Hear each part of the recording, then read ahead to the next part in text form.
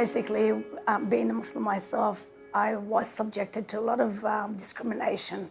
And at the beginning, I didn't know how to answer back, really, like to defend myself. And I just shut up and turn around and keep walking. And I thought, you know what, that's not right. I should have a voice in defending my right being in Australia. I'm an individual advocate from City and Inner West Disability Advocacy. The City and Inner West branch, which is where I'm from, will actually provide advocacy support to anyone with a disability. I've recently taken up a position to explore the issues which Muslim women face in gaining employment, so some of the barriers they face. Australia is seen as this beacon of hope and safety for them, and it's hard because when they get here, the expectation isn't met. They're put in detention, their journey's been traumatic enough. Community workers are frontline human rights workers. They're often the first to hear about how people's rights are breached in everyday situations. So it makes sense that community workers have access to human rights education. By having this training, I will be able to then share that with my peers, and it's through sharing knowledge that we will grow. What I'm learning here, I will pass on to them. And it's education, and education is power. I'm just in such a hurry to get it all in so I can go back out and use it in my community to help the people that really need advocating for.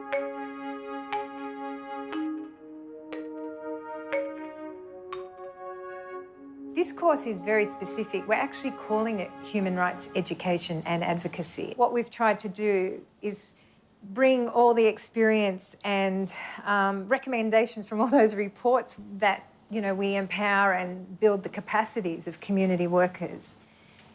I think to be a student of someone who's worked in the field, who has an abundance of knowledge and experience, is going to be the most beneficial thing for me. I had a discussion with Paula about when to mediate and when to advocate on issues. And she said something that will stick with me. You never mediate on an issue. I see myself as an advocate, and I advocate very strongly on every single issue. I'm a Tamil, and I come from Ceylon. I don't recognize the current name. In 2009, when we had so many rallies and protests and meeting politicians, we were talking very emotionally at that time, saying our people's rights are being denied. But had I done this course, I would have been able to actually quote the rights, the articles that are being violated, so which would have been actually more powerful. Our lobbying would have been much powerful with the politicians rather than being emotional. As a pilot program, this is an opportunity for us to think more critically and deeply about human rights and advocacy and how we can apply human rights frameworks and approaches to our work and in our work. My mum was the first Mutajbi in the suburb. Whenever she walked down the street, everyone stared. She was on show all the time. I've also found that the skills that I've developed through the digital storytelling have been really inspiring. I don't know if I like that photo. I've always believed that teaching people through your own life experiences is the best way to get people to understand about human rights. I've learnt so much, a different way to tell stories, a different way of getting your message across, that telling a story and then showing it in a digital medium is really, really powerful. And everyone's story in there has struck people in a really different way. I remember the day that changed my life. The day my neighbor knocked on my door. It was cool outside. I looked out the window and saw women crying and calling out and shaking with tears outside. And you are, you're frontline, and you can be frontline human rights educators. And of course, by becoming and being human rights educators, you help to build the human rights culture that we need to have in Australia, far stronger than it currently is. I'm sorry, I'm really still emotional because every single one of those stories resonates somewhere in terms of a memory or a thought or a person. The visual presentations were just, mind-blowing. They were so moving, At one point, half the room was crying.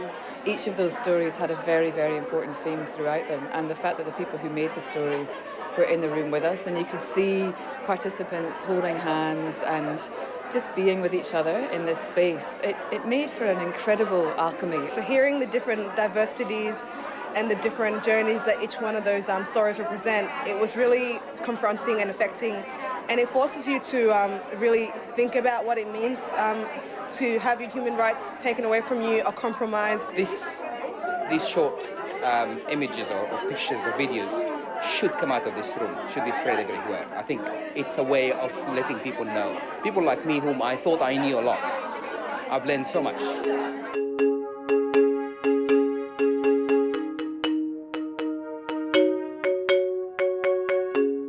One of our aims has been to develop a human rights culture in our organisations, our workplaces, and in the broader community sector.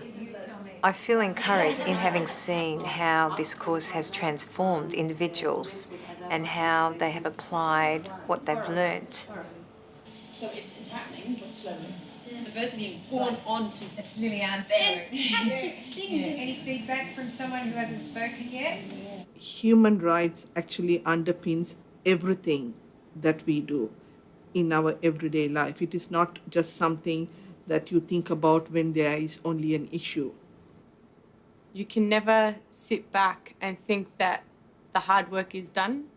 Even when things are going good in a space, you always need to keep the energy up. You always need to be working on things so they stay good. Things that resonated for me would be about advocacy and the power of advocacy.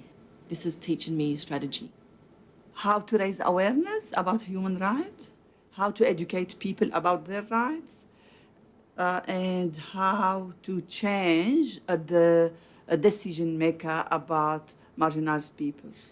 A network with other group, meeting others, students working in different organizations, a wider understanding of exactly what the Human Rights Commission do and their role within the community. Human rights is more than just what principles are located in our books. It's also about how we embody these principles and values in our own behaviours. And don't be silent when I have right. That is very good to me.